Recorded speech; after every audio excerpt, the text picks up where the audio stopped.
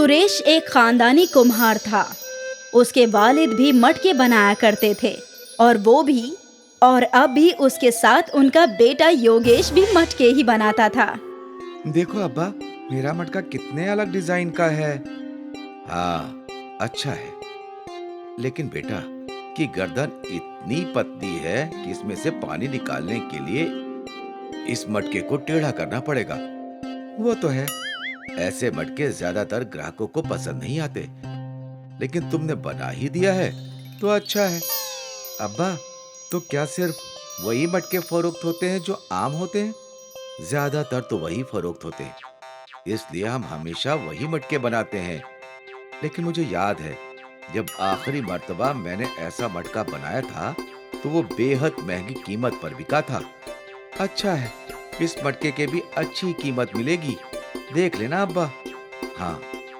तभी रुक्मिणी उन दोनों के लिए चाय लेकर हाजिर हुई। योगेश बेटा, मुझे लगता है तुझे शहर जाकर कोई और काम करना चाहिए। इस काम में रखा ही क्या है, तेरे अब्बा जिंदगी भर यही करते रहे। देख हमारी हालत, पूरी जिंदगी मुफलिसी में ही काटनी पड़ी है। नहीं अम्मी, मुझे शहर वहर नहीं जाना, और तो और मुझे मिट्टी से चीजें बनाना बेहद पसंद है। मैं कहीं नहीं जा रहा। देख बेटा, मेरा काम है तुझे हिदायत देना। तू मेरी बात से मुताफिक हो या ना हो, वो तेरी मर्जी।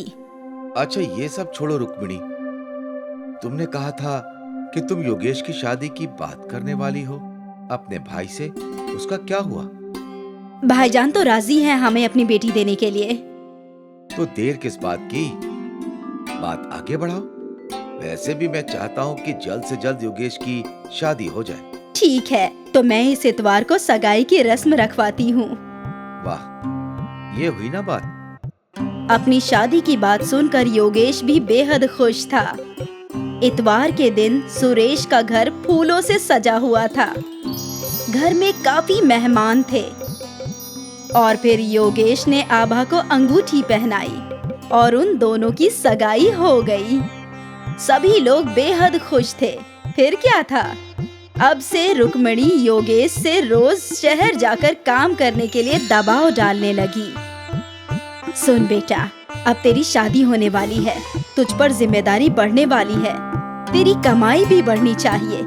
अगर तू यही मटके बनाता रहा तो ऐसे ही गरीब रहेगा। मेरी बात सुन, शहर जाकर कोई अच्छा सा काम तलाश ले। नहीं अम्मी, मैंने कहा ना मुझे शहर नहीं जाना, मैं यहीं खुश हूँ। रुक्मिणी का दबाव भी योगेश पर काम नहीं कर रहा था। योगेश को अपने काम से बहुत प्यार था। कुछ ही माह में योगेश और आभा की शादी हो गई और रुक्मिणी इस इंतजार में थी आभा के घर आते ही। बेटा, मैं तुम पर एक बहुत बड़ी जिम्मेदारी डाल रही हूँ। मेरा बेटा मेरी बात नहीं सुनता। उसके बेहतर मुस्तकबिल के लिए मैं चाहती हूँ कि वो शहर जाकर कोई मुलाजमत करे, लेकिन वो है कि वो यहीं रहना चाहता है। अब तुम ही उसे मना सकती हो। मैं कोशिश करूंगी अम्मी। फिर एक रोज योगेश तन्हा मटके बना रहा था। आभा उसके पास आई। अरे आओ आओ, ये देखो कितना बढ़िया मटका है। हाँ, बहुत अच्छा है। क्या बात है, तुम्हें कुछ कहना है? मैं सोच रही थी कि कब तक आप ऐसे मटके बनाएंगे। क्यों ना हम शहर जाकर कोई काम तलाशें? नहीं आभा, मुझे इल्म है कि ये सब मेरी अम्मी ने तुमसे कहा होगा, लेकिन मेरी बात अच्छे से समझ लो। मुझे मिट्टी के बर्तन बनाने का बहुत शौक है। मैं जिंदगी भर यही काम करना चाहता हूँ। मन मारकर अगर मैं शहर चला भी जाऊं तो भी मैं खुश नहीं रहूंगा। योगेश की बातें सुनकर आभा हैरान हो गई। उसके पास कहने के लिए कुछ था ही नहीं। शाम को रुक्मिणी ने आभा से पूछा, क्या योगेश शहर जाने के लिए राजी हुआ क्या?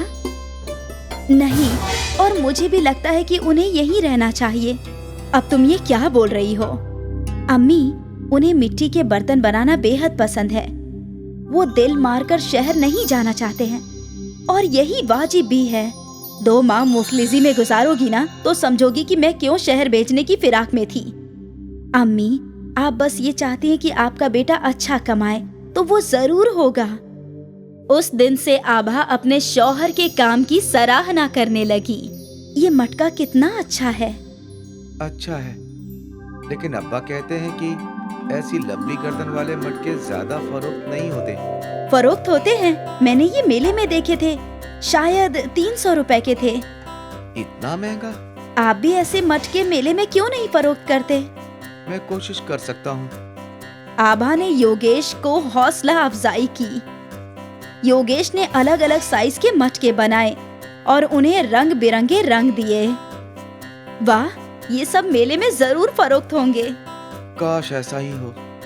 उस दिन योगेश सारे मटके लेकर मेले में गया। उसके अलग अलग साइज के मटकों की मेले में काफी डिमांड थी। भाईजान, मुझे वो लंबी गर्दन वाला मटका देना। मुझे वो रंग बिरंगा। एक ही रोज में योगेश के सारे मटके फरोख्त हो गए और उसकी आमदनी अच्छी खासी हो गई। योगेश घर आया और सारे पैसे अपने अब्बा के हाथों में रख दिए। ये देखिए अब्बा, आज की कमाई। अरे ये तो बहुत ज्यादा है। मेले में फरोख्त करने की तरकीब आपकी बहू की थी। अच्छी जिंदगी जियो बहू, और हमेशा अपने शौहर का साथ देना, वरना कुछ औरतें होती हैं जो शौहर को सिर्फ शहर भेजना चाहती। पास खड़ी रुक्मणी सब सुन रही थी। आभा और योगेश बेहद खुश थे। उस रात योगेश को एक नई तरकीब सूझी। आभा, कोई मिट्टी का फ्रिज खरीदेगा क्या? मिट्टी का फ्रिज? मतलब मिट्टी की ऐसी अलमारी जिसमें सब्जियां, फल सब ताजे के ताजे रहें, जो बगैर बिजली के चले। क्या आप ऐसा कुछ बना सकते हैं? हाँ। तो फिर देर किस बात की? ये तरकीब तो सुपर हिट हो जाएगा। मैं कल ही मिट्टी का फ्रिज बनाता हूँ। अगली सुबह ही योगेश ने मिट्टी का फ्रिज बनाना शुरू किया। अरे ये क्या बना रहे हो? अब्बा, ये मिट्टी का फ्रिज है। इसमें सब्जियां, फल सब ताजे रहेंगे, वो भी बगैर बिजली के। वाह, सुना था पहले के लोग जमीन में गाड़ कर सब्जियां फल ताजे रखते थे। सोचा नहीं था कि मिट्टी से ऐसा कुछ बन सकता है। हाँ, मैंने बहुत कब्ल सोचा था, लेकिन कल की कमाई देखकर लग रहा है कि इस मिट्टी के फ्रिज को भी लोग खरीदेंगे। हाँ बिल्कुल, मैं भी तुम्हारी मदद करता हूँ। फिर बाप बेटे ने मिलकर कई मिट्टी के फ्रिज बनाए। अगली सुबह दोनों उन मिट्टी के फ्रिज को लेकर मेले में ले गए। अरे भाईजान, वो क्या है अलमारी जैसा? वो मिट्टी का फ्रिज है। इसमें आपकी सब्जियां और फल ताजे बने रहेंगे ज्यादा वक्त तक, वो भी बगैर बिजली के। वाकई? हाँ हाँ वाकई।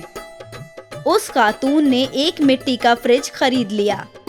एक सहाफी ने मिट्टी के फ्रिज की तस्वीर खींची और फिर देखते ही देखते कई और ग्राहकों ने मिट्टी के फ्रिज खरीदे और सारे फ्रिज फरोख्त हो गए। आज पहली बार सुरेश ने इतनी कमाई एक साथ देखी थी। वो लोग खुशी खुशी घर गए। देखो बेगम साहिबा, आज तुम्हारे बेटे की कितनी कमाई हुई है। बाप रे! ये तो कुछ भी नहीं है, अब तो पैसों की बारिश होगी। इसका मिट्टी के फ्रिज की तरकीब कमाल की है। लोगों ने हमें पेशगी दी है मिट्टी के फ्रिज बनाने के लिए। वाह योगेश, माफ करना बेटा, मैं ही गलत थी। मुझे लगता था कि इस काम में तू कभी खुश नहीं रहेगा, इसलिए हमेशा तुझ पर शहर जाने का दबाव डालती थी। फिर रुक्मिणी आभा के पास गई। बेटा, ये सब जो हो रहा है वो सब तेरी वजह से है। तेरे हौसला अफजाई की वजह से आज योगेश ने ये सफलता हासिल की है। काश तेरी तरह मैंने भी इनका साथ दिया होता तो हमारे हालात अब तक बदल चुके होते। अम्मी जान, आप ऐसी बातें मत कीजिए। अब सब कुछ दुरुस्त हो गया है। अभी तो हमारे खुशियों के दिन आ गए हैं और आप पिछली बातों को याद कर रही हैं। जाने दीजिए, अब से सब कुछ ठीक होगा। सही नहीं, सब अच्छा ही होगा, बहुत अच्छा। मिट्टी का फ्रिज खरीदने के लिए सुरेश के घर के बाहर कतार लगने लगी। उनकी आमदनी कई गुना बढ़ गई थी। सुरेश ने अपने घर की मरम्मत भी करवा ली थी और अब इस खानदान के पास सारी जरूरी याद की चीजें थी और ये सब बस मिट्टी के फ्रिज की तरकीब की वजह से हुआ।